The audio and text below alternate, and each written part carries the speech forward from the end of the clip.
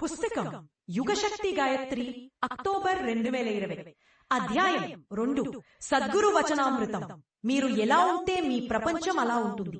ఇప్పుడు అధ్యాయాన్ని వినండి. మనం ఎలా ఉంటామో మన ప్రపంచం అలాగే ఉంటుంది. మనం సుఖంగా ఉంటే మన ప్రపంచం మొత్తం సుఖంగా కనిపిస్తుంది. మనం దుఃఖంగా ఉంటే మన ప్రపంచం మొత్తం దుఃఖమయంగా కనిపిస్తుంది. వాస్తవంగా అది ఎంత సుఖమయంగా ఉన్నా మన మనస్థితి సుఖాన్ని అనుభవిస్తూ ఉంటే. ప్రాపంచిక దుఃఖం కేవలం మన జీవితపు మెట్లు ఎక్కగలగడాన్ని పరీక్షించేందుకు మాత్రమే లభించిందని మనం భావిస్తే మనలను దుఃఖపు నీడైనా తాకలేదు. ఇలా భావించగలిగితే మనం దుఃఖాన్ని కూడా సుఖంగా మార్చుకోగలుగుతాం. ఆధ్యాత్మిక తత్వం వైపు పురోగమిస్తాం. ఇతరుల దుఃఖాన్ని కూడా సుఖంగా మార్చగలుగుతాం. ఇలా చెయ్యటానికి మనకు త్యాగం, తపస్సు అవసరమవుతాయి. ఇలా చేస్తే మనలో ఒక ఆధ్యాత్మిక శక్తి వికసిస్తుంది. మనం నేడు ఎలాంటి పరిస్థితులలో ఉన్నప్పటికీ మన దృష్టికోణాన్ని మార్చుకోవాలి.